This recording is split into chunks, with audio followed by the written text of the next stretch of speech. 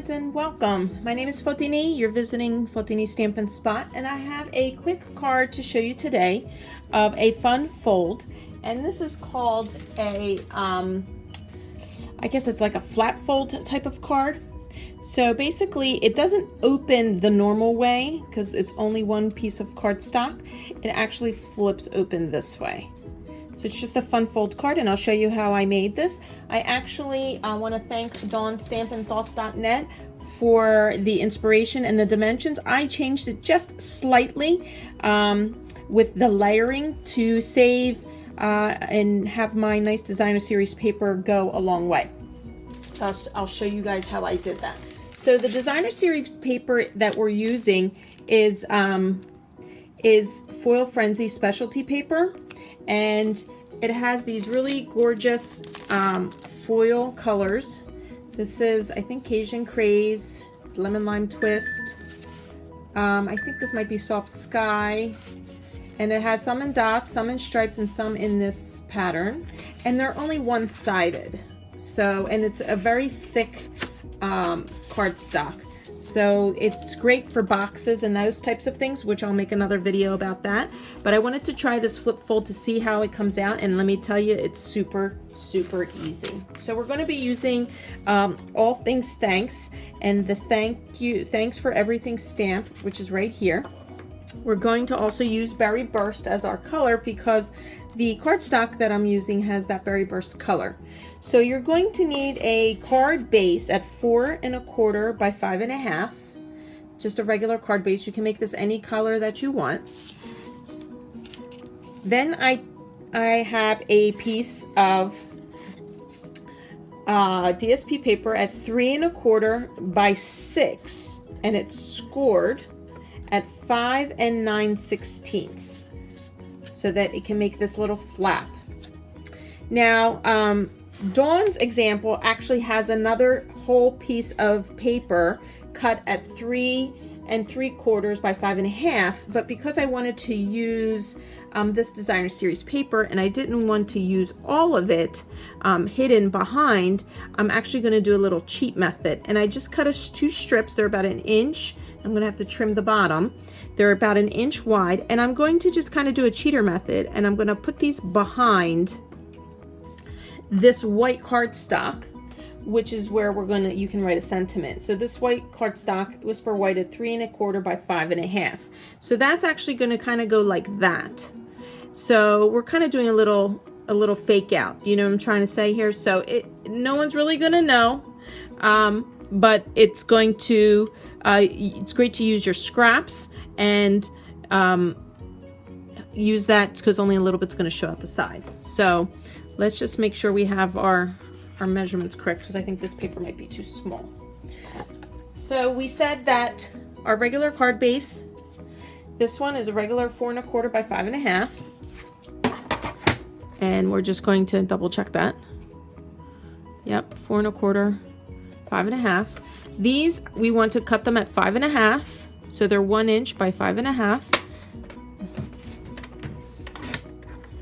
And we'll cut the other one too. Oops, sorry about that. And then the white cardstock, we also want it 5 1/2. So let's cut that.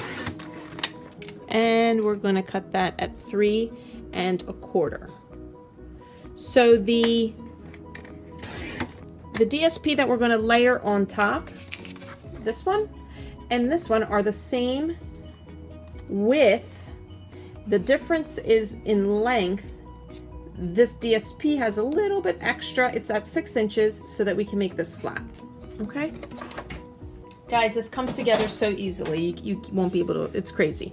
So obviously if this was a full cardstock, you would layer this down onto here and then layer your other piece on top, which is what I did with my original card. And then I realized, of course, after I did it, that the flap shows. Now, if that doesn't bother you, then go right ahead and adhere your flap first, then put your layers. But then I thought, you know, that doesn't look so hot. Maybe I can hide it behind. So I'm going to attempt to put the flap onto the berry burst and see how that works, just to try it out. I haven't tried it before, so we're going to kind of do it together. So we're just going to take some of our white cardstock, and we're going to stick our white cardstock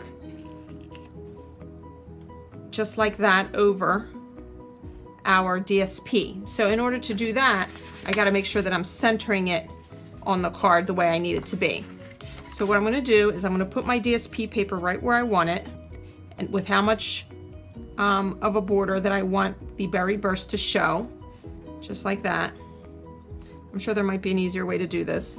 And then I'm just going to put some fast fuse.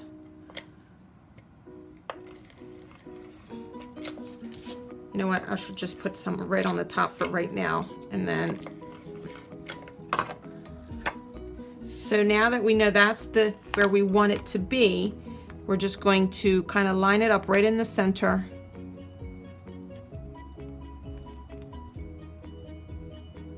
Okay, and we're going to push down. So now it's, oop, I ended up moving it.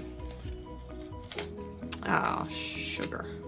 Because that fast fuse is really, it really sticks. Okay, let's try it again. So what I wanted to do is, again, like I said, hide that flap. And I'm just attempting it, so we'll see how it works. If it ends up not being easy, you could just go back to the putting the flap on the outside. Now I have this cut a little long, so I'm going to just trim it here so it's not hanging out. It's really, really easy. I've seen some really nice cards made with this technique. So now we're going to put the flap on, and I'm going to put some fast fuse here, and we're going to line up our white cardstock with our DSP cardstock. So it's basically hidden because it is the same measurement. And I'm going to fold over, so now the fuse is being taped on this back end. And now here I'm going to take all this and tape it, because this is going to go down onto our cardstock.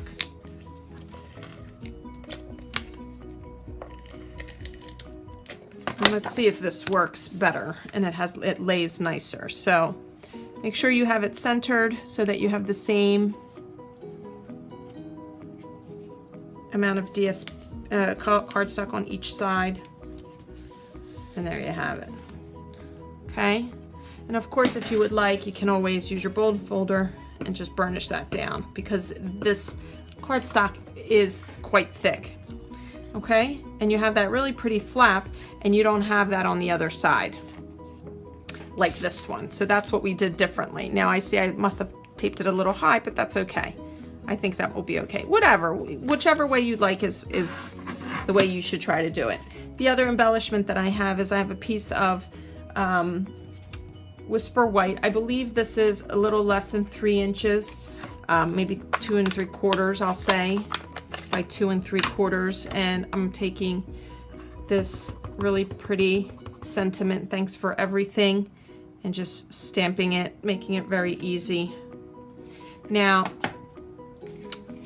this is gonna go right here, but because I think it's just a little too plain, I'm going to actually trim a little bit down, because I do want to put a little ribbon. So let's trim it down a little.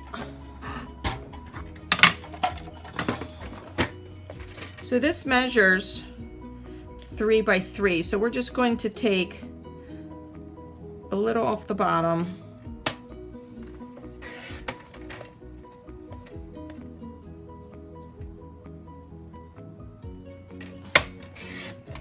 Quarter inch on both sides. I think that'll be nicer. And I'm going to use my dauber, because I don't like that it's so stark white, but I wanted to pull that white from it back in, because we use that on the inside.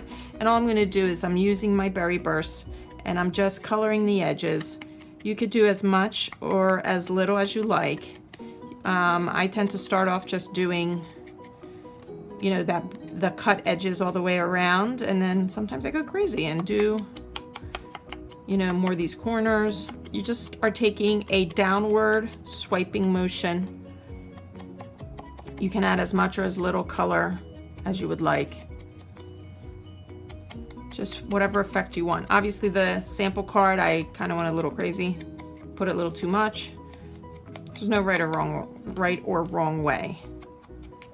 Okay, we'll just make this a little bit. So thanks for everything is going to go right here. So let's adhere that down. And the last thing we're going to do is, because we have this gorgeous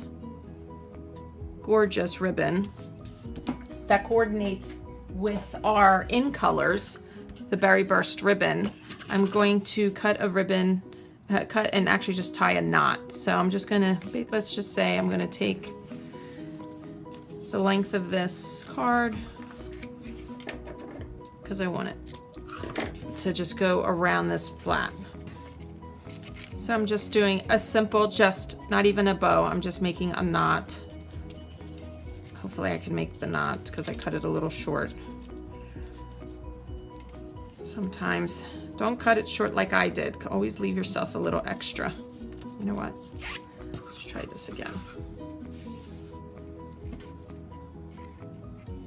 Because it's hard to tie those knots if you don't have enough ribbon. And this is going to be quick. I think I might do a set of these, maybe in just the different coordinating colors of the that are on this Foil Frenzy, and make like a nice little gift set to give to someone. There you go. So much easier when you have a little extra ribbon. And then I just snip the ends here as long as the DSP paper is right here. Nice and neat.